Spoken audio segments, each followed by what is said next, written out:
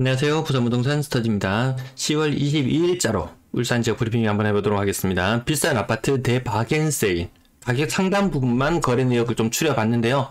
정말 대바겐세일인 느낌이 납니다. 9억짜리가 6억으로, 8억짜리가 5억으로, 이미 이런 현상들은 대구에서 이미 봐왔기 때문에 울산에서도 어느 정도 예견되는 그런 상황이었습니다. 근데 아직도 울산 분들은 비싸다고 느낍니다. 이거 백화점식으로 세일하는 기간이구나. 애시당초에 정가가 너무 비싸게 붙어 있었어. 그래서 가격이 싸 보이지만 싼 게 아니야. 이런 식으로 바라보는 댓글들이 많이 달리네요. 문수로 아이파크 2차 마이너스 2.7억, 마이너스 25% 하락하는 현상이 나타났습니다. 그 10억을 찍었던 아파트죠. 자, 여기 제 댓글에 남겨주시는 분 중에 우퉁이라는 분이 계시는데요. 이분이 잘 아세요. 울산의 현지 상황을 잘 아십니다. 의미 있는 하락은 문수로 두산이 나름 고층인데 5억대로 빠진 게 뼈 아프다고 한다. 울산에 대구로 치면은 버머 제니스격 가장 대장이라고 할 만한 그런 것들. 하지만 어딘가로 키 맞추기를 들어가겠다는 제가 의견을 남겼고요. 이분이 다시 전문적으로 남겨주십니다. 저 아파트 뒤쪽이 울산 대장 문수로 아이팍 2차 공사 현장이 분양권이 10억을 찍은 곳이었다. 10억을 찍었던 곳. 네, 이것도 약간 제목에 그래서 이렇게 붙여봤습니다. 두산이 저평가인지 분양권이 고평가인지 향후 울산시장 방향성을 보여주는 것 같아서 쭉 관찰해야 된다고 하는데요. 울산시장 관심 있으신 분들은 요 우퉁님의 댓글처럼 이렇게 아마 관심 있게 특정 단지들 찍어놓고 보는 것도 괜찮을 것 같습니다. 자, 울산 지역 타 지역에 비해서 소득 대비 집값이 많이 높지는 않다고는 느끼지만 인구 100만의 도시의 한계입니다. 네, 그런 부분들도 있고요. 어쨌든 떨어질 구간은 충분히 같이 남아있다. 그리고 울산이 파랗게 바뀌었어요. 울산이 파랗게 바뀌었습니다.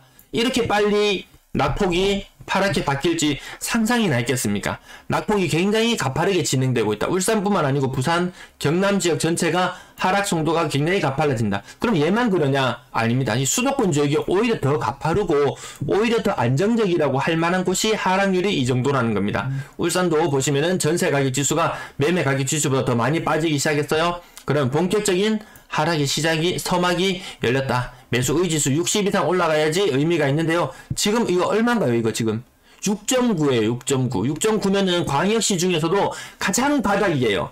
가장 매수세가 없다고 할 수 있는 것이 울산이라고 보면 되겠습니다. 매도 물량, 임대 물량 보시겠습니다. 자, 매도 물량은 여기 한번 살짝 이상한 크게 있었지만 어쨌든 전반적으로 지금 상승 추세는 이어가고 있는데요. 매물이 준다고 해서 가격이 빠지지는 않더라고요. 서울 지역 보면은 매물이 좀 줄어들어도 임대 물량이 원체 가파르게 늘어나니까 이게 감당이 안 돼요.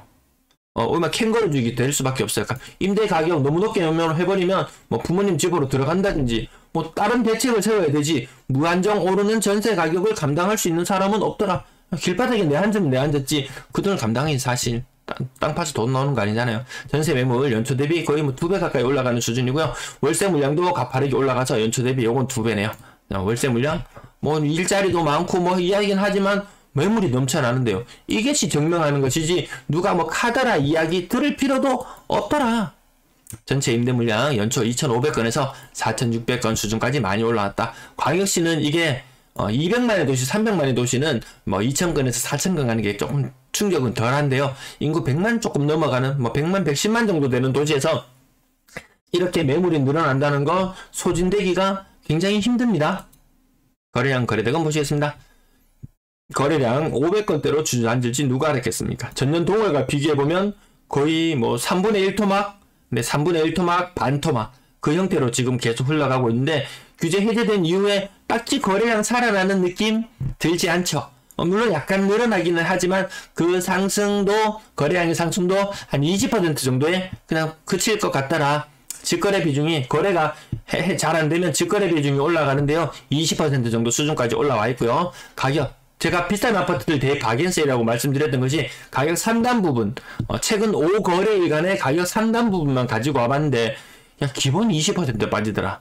이거 한 25%, 북산 아이파크 30%, 드림인시티 엘리네트 1차 20%, 보합권의 거래도 한 건 보이고, 뭐 15%, 10%, 가장 많이 눈에 띄는 숫자는 2자 한 25%, 20% 이상은 빠지고 있던 느낌. 대명 누첸 15% 빠진 것도 있고 거의 30% 빠진 거 있습니다. 9자가 6자로, 8자가 5자로 이렇게 말씀드리는 부분. 우정동 우정 아이파크 같은 경우에도 8억 2천까지 갔던 것이 5억 초반으로 떨어졌어요. 3억 정도 빠지는 모습 보여주고요. 우정 혁신도시 KCC 스위첸도 가격이 한 25%, 뭐 기본 15%에서 이건 몇 %인가요? 그냥 35%죠.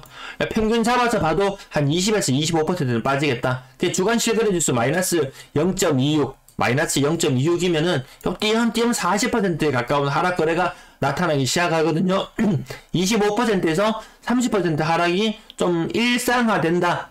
일상 다반사로 볼 수 있는 그런 형국으로 가지게 됩니다. GL 프루지오 20% 정도 빠지는 모습, 문수산드삽 20% 이상, 그리고 드림인시티 엘리네트 1차 20% 정도, 남도 아파트 20% 정도, 20이라는 숫자 어느 정도 자리를 잡아갑니다. 비싼 아파트, 싼 아파트 가리지 않지만 싼 아파트가 오히려 하락률이 덜한데 시간이 지나면 똑같이 하락률은 같이 키 맞추기를 들어가더라고요. 자, 오늘 제목으로 붙여본 문수로 2차 아이파크 2단지 33평형 가격 10억 5천까지 갔던 것이 7억 8천, 거의 25% 가까이 떨어지는 모습이죠. 누군가는 요것만 봅니다. 하지만 매매 가격과 가장 아래쪽에 있는 전세 가격, 한창 잘 나갈 때 전세 가격이 6억 5천까지 왔다. 매매 가격이 10억에서 7억대로 지금 떨어진 와중에 전세 가격도 굉장히 많이 빠질 거예요.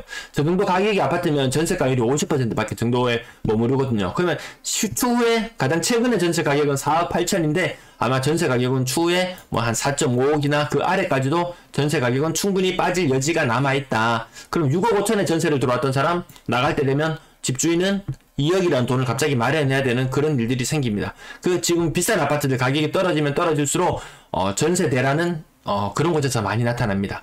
전세 대란, 보통 언론에서 많이 이야기하던 그런 전세 대란이 아니고 임대인이 임차인에게 보증금을 못 돌려줘서 그때 나타나는 대란을 말씀드리는 겁니다. 가격 20% 이상 빠지는 것들 많이 보이더라. 네, 여기도 지금 거의 대공원 아이파크 2단지 같은 경우에는 30% 가까이 빠지는 것도 보이고요. 비싼 아파트를 왜 이렇게 많이 빠지나요? 20%는 기본으로 생각을 해야 되겠더라. 운 좋으면은 한 10% 할인된 정도 가격에 팔고 나가는 매도자도 있겠지만 대다수는 20% 이상은 각오해야지 팔리더라.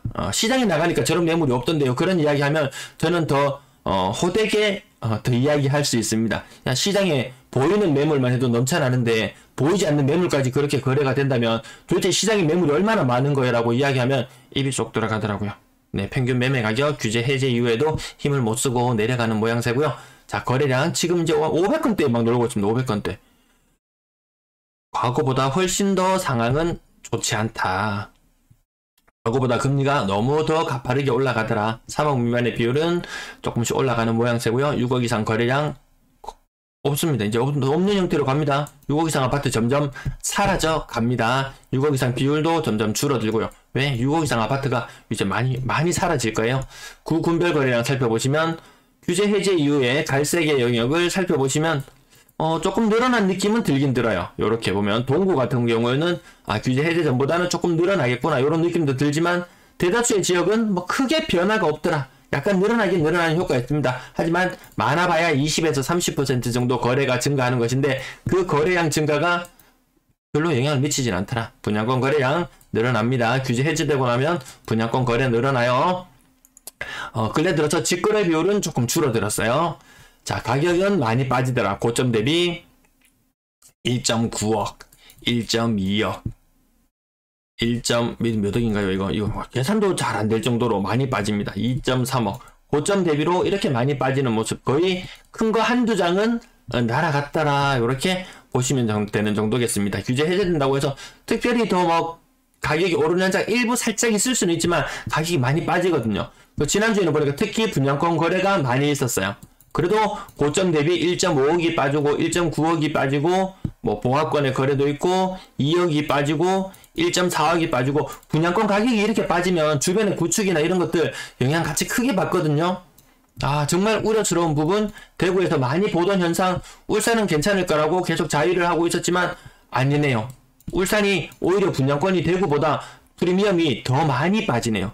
아니면 누군가가 너무 높은 가격에 한두 개 질렀을 수도 있겠지만 대구보다 분양권 프리미엄은 더 심하게 빠지는 느낌이네요. 더 심하게 빠지는 느낌이에요. 분양가가 조금 더 대구보다 싸서 그런가요? 야, 가격 나오는 것들마다 전부 다 와 기함하겠다는 이런 말이 절로 나올 정도로 무척 많이 프리미엄이 빠지는 모습을 볼 수 있습니다. 집집마다 그런 일이 생기면 불화가 많이 생겨요. 꼭 투자를 할 때 보면은 이 내외지간에 또 누가 주도하는 사람이 꼭 있잖아요. 잘 될 때는 같이 좋은데 떨어질 때는 누군가 주도했는 사람들이 그 독박을 쓰잖아요. 가짜 쓰리고 했다가 마지막 독박 쓰는 것은 이 투자를 주도해 나갔던 사람들. 하지만 투자에서는 늘상 성공도 있고 실패도 있는 것이기에 자, 또 잘 위기를 해 나가시기를 바라겠습니다. 자, 고점 대비 60% 정도가 적정한 전세가다. 이렇게 보시고요. 계산을 해보시면은 여전히 비싸다. 고점 대비 가격, 신축 아파트 가격도 3억 중반대. 아직 많이 더 빠지겠구나. 아직 많이 더 빠질 구간은 있어 보입니다. 자, 여러 건수들 계속 보여드리는데요. 고점 대비 1억, 1.3억. 이 집주인들 이거 못 돌려줘서 난리인데, 그나마 지방은 1, 2억이지, 서울은 5억, 6억이 한 방에 빠지는 그런 현상들이 굉장히 많아요. 오를 때, 집값이 오를 때, 매매 가격이 많이 오르면서 임차인들, 오르는 돈 못 구해가지고, 이거 난리 나잖아요. 이거 난리 났잖아요. 그 임차인들 어렵다는 뉴스 굉장히 많이 내보내면서, 그런 언론 뉴스가 굉장히 많이 보이는데, 지금 내릴 때 지금 이 위기는 상상을 초월합니다. 원 장관님께서 나오셔서 이런 문제들을 좀 해결하겠다고 이야기하는데, 해결책은 뭡니까? 결국 빚을 더 내는 것밖에 없잖아요. 그거 외에는 답이 안 나오는 상황이거든요. 임대인들이 돈을 받아놨다가 그 돈을 고스란히 돌려줄 수 있으면 문제가 안 되지만, 안 그렇잖아요. 안 그렇습니다. 그렇게 돈 받아서 통장에 딱 꽂아두고 있는 사람 거의 없거든요. 그게 눈먼 돈이라고 생각하고 막 여기저기 쓰고 투자하고 어차피 다음에 또 집값이 또 오르면은 더 높은 전세금을 받으면 되기 때문에 아무 문제가 안 된다고 생각했던 상당수의 사람들이 당장의 위기를 겪게 되는데 정부에서 뭔가 대책을 내주겠다고 그러고 거기를 지금 막 잔뜩 기다리고 있습니다. 동아줄이 내려오기를, 하늘에서 동아줄이 내려오기를 기다리고 있습니다. 하지만 그것은 제가 봤을 때는 99% 이상의 확률로 썩은 동아줄이 내려올 확률이 높을 것이다. 결국 기업을 살리고 기업 쪽에 대출을 더 많이 돌리려면 가계로는 대출을 그만큼 돌릴 수 없을 것이다. 기업도 돈을 못 구해서 난리인데 그럼 기업을 망하게 내버려 두겠느냐? 아니면 일반 가게가 망하게 내버려 두겠느냐? 일반 가게는 망해도 악소리도 들리지 않습니다. 언론에서 악소리도 나오지 않아요. 어느 푸르밀 한 개 지금 문 닫았잖아요.